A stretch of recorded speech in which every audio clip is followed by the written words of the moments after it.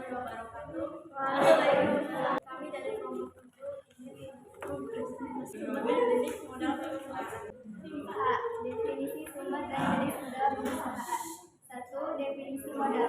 Modal adalah capital oriented atau pengertian modal klasik, di mana modal adalah hasil produksi yang digunakan untuk memproduksi lebih lanjut.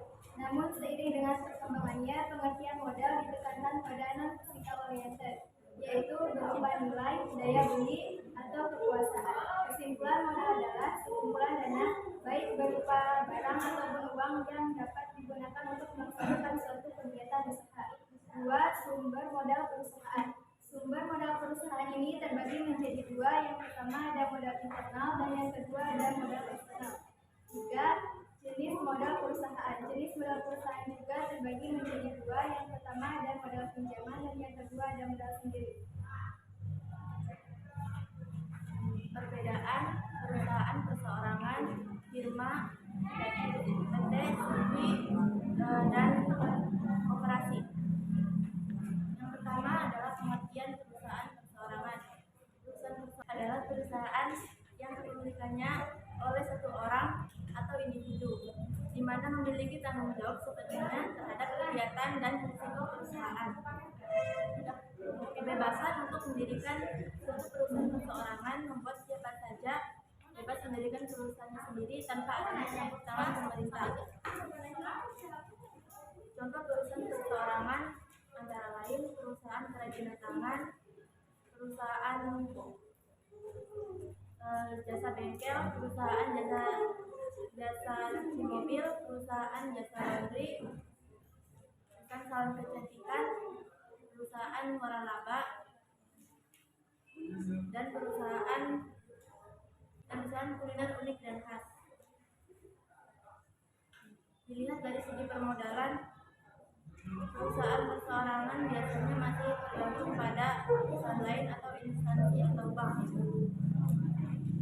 Yang pertama ada kelebihan dari perusahaan perseorangan. Yang pertama, seluruh laba atau keuntungan dinikmati sendiri atau dinikmati pemilik perusahaannya. Yang kedua ada kebebasan atau fleksibilitas. Itu artinya pemilik perusahaan bebas untuk mengambil keputusan apapun untuk perusahaan. Yang ketiga, lebih mudah memperoleh kredit. Yang keempat, sifat kerahasiaannya. Lalu tidak di perusahaan perseorangan tidak ada pajak, yang ada hanyalah pungutan atau retribusi. Jangka waktu perusahaan perseorangan tidak terbatas atau seumur hidup. Perusahaan perseorangan juga sewaktu waktu dapat ditandatangani. Kelemahan perusahaan perseorangan.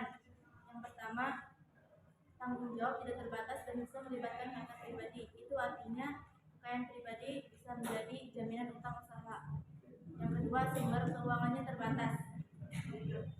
Usaha-usaha yang akan dilakukan untuk mendapatkan sumber dana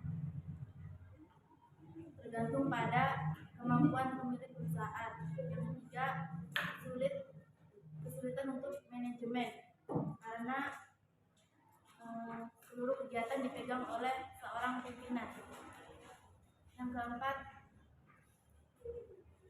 kelangsungan usaha tergantung pada kesuksesan pemiliknya.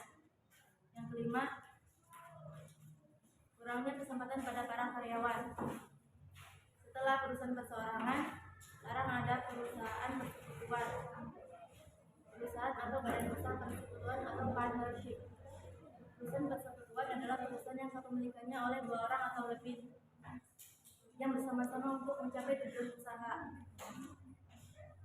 Untuk mendirikan perusahaan persekutuan dilatar belakangi oleh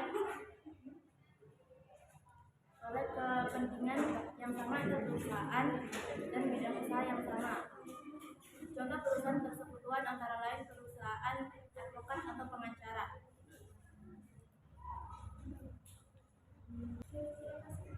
Jadi perusahaan persekutuan kepemilikan bersama, baik modal milik bersama, punya tanggung jawab tidak terbatas, keuntungan, misalnya keuntungan tergantung kesepakatan. Perusahaan persekutuan terdiri dari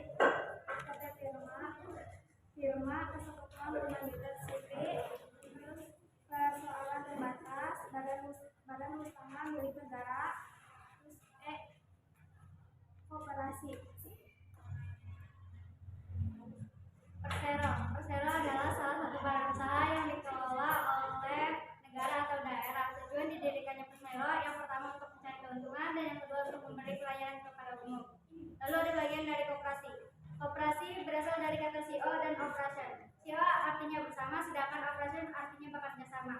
Menurut Undang-Undang Nomor 25 Tahun 1992 tentang Perkoperasian, koperasi adalah badan usaha yang beranggotakan orang seorang atau badan hukum koperasi dengan melandaskan kegiatannya berdasarkan prinsip koperasi yang sekaligus sebagai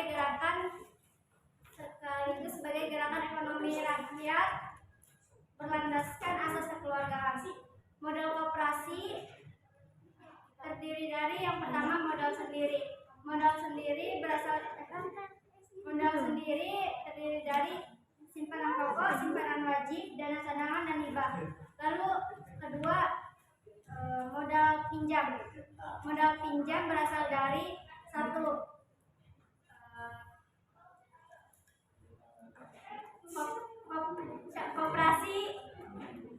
koperasi dan calon anggota koperasi.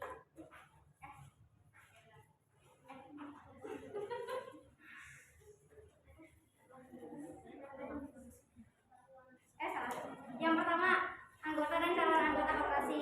Yang kedua, koperasi lainnya atau koperasi lain atau anggota koperasi lain yang didasari perjanjian antar kerja koperasi. Yang ketiga, bank dan lembaga keuangan non-bank yang dilakukan berdasarkan